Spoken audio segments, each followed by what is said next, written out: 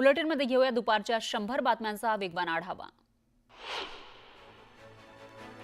दख्खनचा राजा ज्योतिबाच्या यात्रेला आजपासून सुरुवात झाली आहे। यात्रेला भाविकांची प्रचंड गर्दी पाहायला मिळते। संपूर्ण यात्रेवर 115 पेक्षा जास्त सीसीटीव्ही कॅमेऱ्यांची नजर आहे।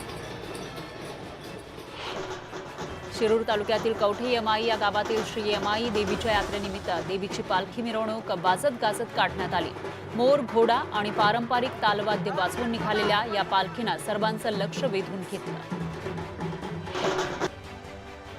सिल्लोडमध्ये आंबेडकर जयंतीनिमित्त बाजारपेठा सजल्या। यावेळी भीम जयंतीनिमित्त साहित्य खरेदीसाठी नागरिकांनी गर्दी केली। रत्नागिरी जिल्ह्यातील दापोलीमध्ये दुर्गा देवीचा रथोत्सव उत्साहात साजरा झाला।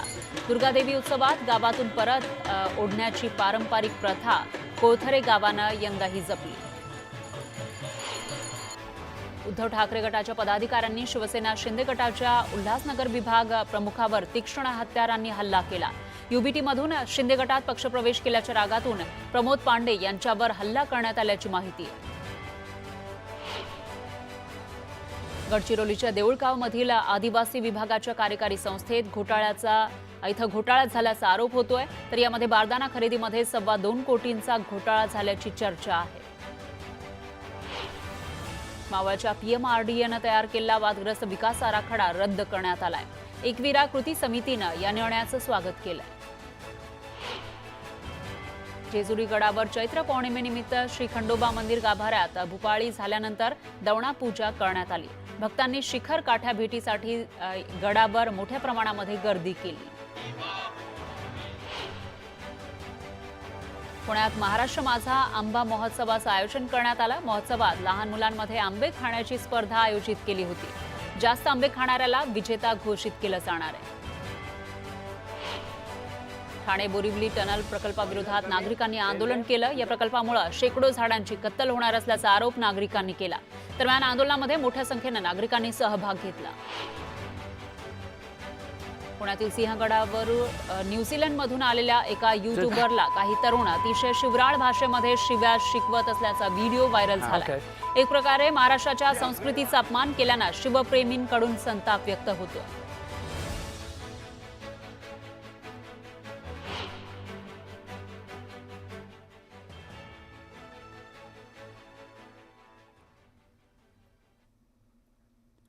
तर अमित शहा हे रायगडमध्ये आहेत। रायगड दौऱ्यावर थोड्याच वेळापूर्वी ते सुतारवाडीमध्ये पोहोचलेले होते।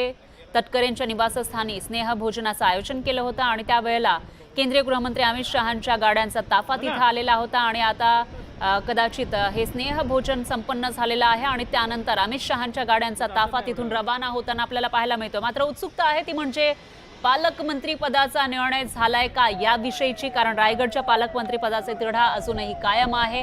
एकीकडे तटकरेंची मुलगी अतिथी तटकरे यांना पालकमंत्री करावं अशी मागणी होती, तर दुसरीकडे मात्र शिवसेना सुद्धा पालकमंत्री पदावर अडून बसलेली आहे आणि त्यातही भरत गोगावले जे मागच्या टर्ममध्ये मंत्री होण्यासाठी उतावीळ होते, यावेळेला ते मंत्री झालेत। आता त्यांना पालकमंत्री व्हायचं आहे आणि वारंवार ते पालकमंत्री पदावर दावा करतायत। त्याच्यामुळे रायगडच्या पालकमंत्री पदाची माळ नेमकी कोणाच्या गळ्यात पडणार याविषयी उत्सुकता असतानाच आता केंद्रीय गृहमंत्री खुद्द महाराष्ट्रामध्ये आलेले आहेत आणि यावेळेला रायगडमध्येच ते असताना पालकमंत्री पदाचा हा तिढा सुटणार असल्याची चर्चा होती। त्या पार्श्वभूमीवर नेमकं काय झालं असावं याविषयी उत्सुकता आहे। दरम्यान ही दृश्य आपण बघितली तर एकाच गाडीमध्ये आपल्याला राज्याचे दोन्ही उपमुख्यमंत्री दिसतायत।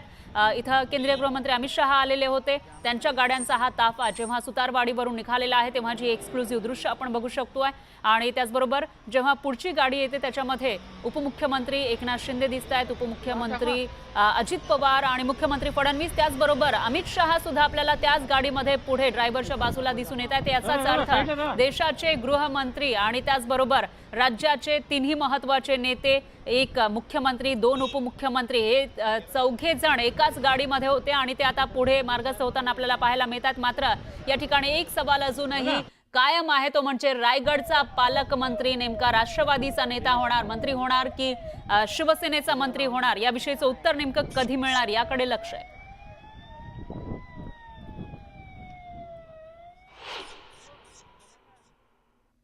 बुलढाण्याच्या भोसामध्ये दूषित पाण्याचा पुरवठा होत असल्याची बाब समोर आली आहे। यामुळे नागरिकांच्या आरोग्याला धोका निर्माण झालाय।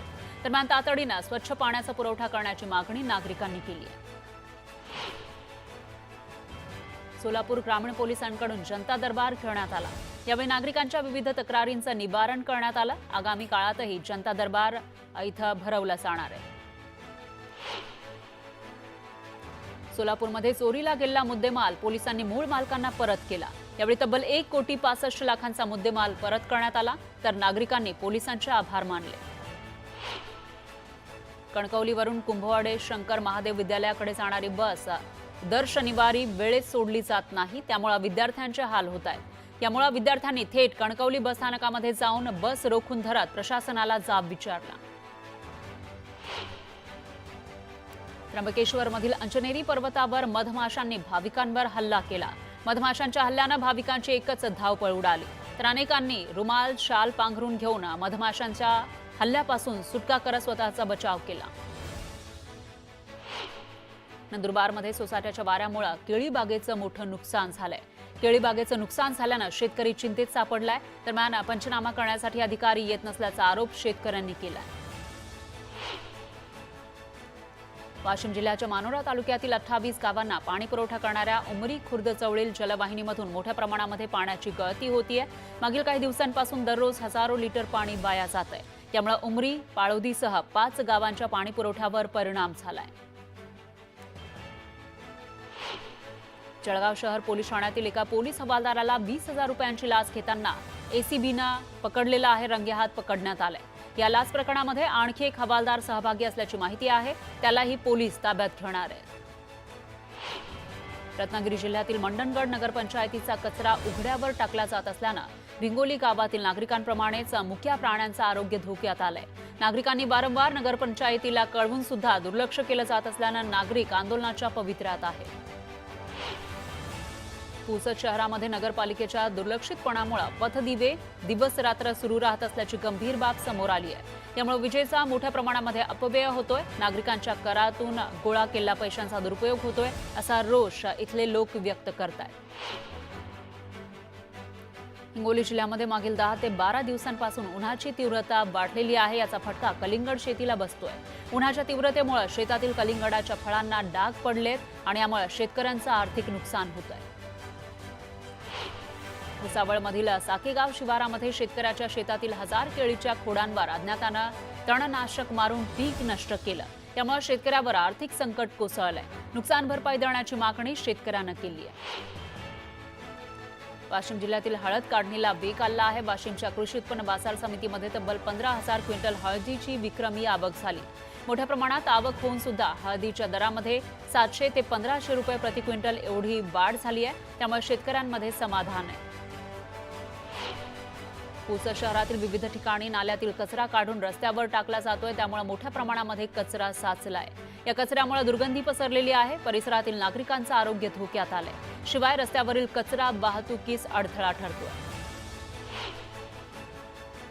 गोंदिया जिल्ह्यातील अर्जुनी मोरगाव नगरपंचायत अंतर्गत येणाऱ्या वॉर्ड क्रमांक 13 आणि 14 मधील नागरिक सध्या अत्यंत त्रस्त आहेत. या ठिकाणी पिण्याच्या पाण्याची तीव्र समस्या निर्माण झाली आहे. लवकरात लवकर पिण्याच्या पाण्याचा प्रश्न सोडवला गेला नाही तर आंदोलन करण्याचा इशारा इथल्या नागरिकांनी दिलाय.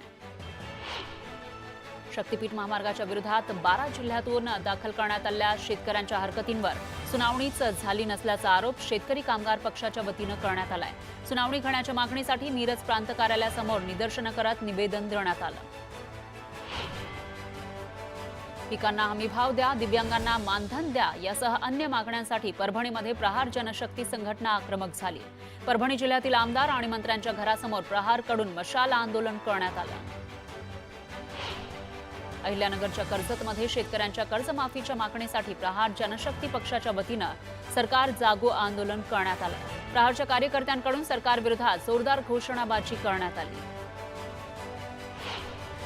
संभाजीनगर शहरातील उच्च भूभागामध्ये महिला आणि मुलींची छेड काढणाऱ्या तरुणाला पोलिसांनी अद्दल घडवली आहे. दुचाकीवरून मुलींना छेडणाऱ्या तरुणाला बेड्या ठोकत पोलिसांनी त्याची धिंड काढली. पालघरच्या कवटेपाडा परिसरात सासऱ्यानं जावयाची हत्या केली आहे. फसवणुकीच्या रागातून हत्या केल्याची माहिती आहे, तर या प्रकरणात आरोपी सासऱ्याला पोलिसांनी ताब्यात घेतलाय. उल्हासनगरच्या दुर्गादेवी पाडा भागात किरकोळ वादातून तरुणावर जीव घेणा हल्ला करण्यात आला. हल्लेखोरांविरोधात गुन्हा दाखल करण्यात आला आहे. हल्ल्याची संपूर्ण घटना सीसीटीव्हीमध्ये कैद झाली आहे. नागपूरचे विभागीय शिक्षण उपसंचालक उल्हास नरड यांना अटक करण्यात आली आहे. बोगस शिक्षक नियुक्ती प्रकरणामध्ये कारवाई करण्यात आली आहे. यामुळे शिक्षण विभागात खळबळ माजली. नागपूरच्या उमरेड MIDC मधील MMP कंपनीमध्ये स्फोट झाला. यामध्ये 4 कामगारांचा मृत्यू झाला तर 11 कामगार जखमी झाले. जखमींना उपचारासाठी रुग्णालयात दाखल करण्यात आले. वाशिमच्या कारंजामध्ये निर्दयी बापानं संपत्तीच्या वादातून पोटच्या मुलाची हत्या केली. हत्या करणाऱ्याला पोलिसांनी अटक केली आहे. हत्येच्या घटनेनं कारंजामध्ये खळबळ माजली. मोहाडी इथं मक्याच्या शेताला आग लागली होती आणि 13 लाखांचं नुकसान झालंय. तर या प्रकरणामध्ये 2 जणांविरुद्ध गुन्हा दाखल करण्यात आलाय. जळगावच्या पारोळा तालुक्यातील मोहाडी इथल्या शेतकऱ्याच्या शेतात शेजारील शेतकऱ्यानं त्याच्या शेतात असलेल्या काळी कचरा जाळत असताना शेजारीच असलेल्या मक्याच्या शेतालाही आग लागली होती.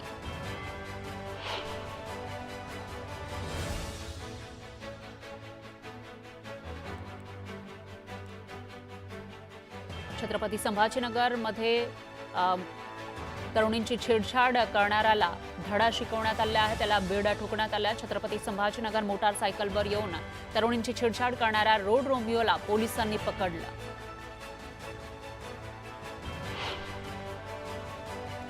जळगावच्या पारोळा शहरातील धरणगाव चौफुलीवर एका ट्रकच्या इंजिनमध्ये अचानक आग लागली. त्यामुळे नागरिकांची धावपळ उडाली. अग्निशमन दलाकडून काही वेळात आगीवर नियंत्रण मिळवण्यात आलं. सुदैवाने यामध्ये कोणतीही जीवितहानी झाली नाही. लासलगावच्या बेळापूरमध्ये गव्हाच्या शेतात आग लागली. आगीत 3 एकरवरील गहू जळून खाक झालाय. दरम्यान नुकसान भरपाईची मागणी शेतकऱ्यांनी केली आहे. अहिल्यानगर जिल्ह्यातील अवैध वाळू वाहतुकीविरोधात स्थानिक गुन्हे शाखेनं मोठी कारवाई केली आहे.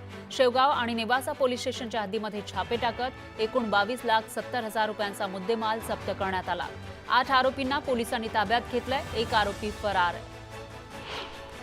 मालेगावच्या कलेक्टर पट्टा भागात असलेल्या एका मंडप साहित्याच्या गोदामाला भीषण आग लागली. आगीत गोदामातील संपूर्ण साहित्य जळून खाक झालं. यामध्ये मंडपधारकाचं लाखोंचं नुकसान झालंय. जळगावच्या चोपडामध्ये हनुमान जयंतीनिमित्त विविध कार्यक्रमांचं आयोजन करण्यात आलं. दरम्यान भाविकांनी मोठ्या संख्येनं यावेळी हजेरी लावली. सोलापूरच्या कलहिप्परगी गावात हनुमान जयंतीनिमित्त विविध कार्यक्रमांचं आयोजन करण्यात आलं. दरम्यान भाविकांनी इथं मोठ्या संख्येनं हजेरी लावली. हनुमान जयंतीनिमित्त खटकाळीमधील हनुमान मंदिरात भाविकांची दर्शनासाठी गर्दी झाली होती. हिंगोलीसह परिसरातील गावांमधून भाविकांनी इथं हजेरी लावली. साताऱ्याच्या कराडमधील पोतले गावात स्वयंभू मारुती मंदिरात हनुमान जयंती मोठ्या उत्साहात साजरी करण्यात आली. हनुमानाच्या दर्शनासाठी भाविकांची मांदियाळी पाहायला मिळाली. तर भाविकांनी मनोभावे हनुमानाची पूजा केली. गोंदियाच्या गौतम नगरमध्ये झोपलेल्या हनुमानाच्या मंदिरात विविध कार्यक्रमांचं आयोजन करण्यात आलं. यावेळी दर्शनासाठी भाविकांनी मोठ्या संख्येनं गर्दी केली. सांगलीच्या रामलिंग बेटावर हनुमान जयंती उत्साहात साजरी करण्यात आली. यावेळी भाविकांनी टाळ मृदुंगाच्या गजरात हनुमानाचा जयघोष केला. जळगावच्या अवचित हनुमान मंदिरात भाविकांनी सकाळपासूनच दर्शनासाठी गर्दी केली. लोण्याचा मारुती म्हणून या मंदिराची ओळख आहे. देवाच्या आळंदी संजीवन समाधी मंदिरात हनुमान जन्मोत्सव मोठ्या उत्साहात संपन्न झाला. पहाटेच्या सुमारास काकड आरती, दुग्धाभिषेक, हनुमान रुद्राभिषेक करण्यात आला. हनुमान जयंतीनिमित्त येवल्याच्या धानोरेजवळ पुणे इंदोर महामार्गावर असलेल्या 51 फुटी हनुमानाच्या दर्शनासाठी भाविकांची गर्दी उसळली. सकाळपासून पंचक्रोशीतील भाविकांनी दर्शनासाठी गर्दी केली. सिंधुदुर्गच्या कणकवलीमधील गड नदीमध्ये दगडावर हनुमानाचं चित्र साकारण्यात आलं. चित्रकार अक्षय मेस्त्री यांनी हे चित्र साकारलं. नवसाला पावणारा मारुती म्हणून ख्याती असलेल्या सांगलीच्या तुंगमधील मारुती मंदिरात हनुमान जयंतीचा उत्साह पाहायला मिळतोय. दर्शनासाठी मंदिरात भाविकांची मांदियाळी पाहायला मिळाली. सिंधुदुर्गमध्ये हनुमान जयंतीनिमित्त 3D वाळू शिल्प तयार करण्यात आलं. दरम्यान वाळू शिल्प पाहण्यासाठी नागरिकांनी मोठी गर्दी केली. हनुमान जयंतीनिमित्त बोदवड तालुक्यातील शिरसाळा हनुमान मंदिरात भाविकांची आलोट गर्दी झाली होती. मंदिरात 50,000 भाविकांसाठी महाप्रसादाची व्यवस्थाही करण्यात आली. बीडच्या नायगाव मयूरमध्ये हनुमान जन्मोत्सव उत्साहात साजरा करण्यात आला. दरम्यान दर्शनासाठी भाविकांनी मोठी गर्दी केली. अहिल्यानगर जिल्ह्यातील संगमनेर शहरामध्ये हनुमानाचा रथ ओढण्याचा मान महिलांना दिला जातो. ब्रिटिश काळामध्ये विरोध झुगारून हनुमानाचा रथ महिलांनी ओढला होता. तेव्हापासून ही परंपरा आजही जपली जाते. अकोल्याच्या मूर्तिजापूरमध्ये रामदास स्वामींनी स्थापन केलेल्या प्राचीन रुद्र देवरण हनुमान मंदिरात हनुमान जन्मोत्सव साजरा होतोय. मंदिरावर आकर्षक विद्युत रोषणाई करण्यात आली आहे. रत्नागिरी जिल्ह्यातील दापोलीमध्ये पंचमुखी हनुमान जन्मोत्सव सोहळ्यानिमित्त राम हनुमान गुरु शिष्याची भेट घडवण्याची अनोखी परंपरा जपली जाते. मारुती देवस्थानची भव्य पालखी देवळातून निघून रामाच्या मंदिरात भेटीसाठी जाते.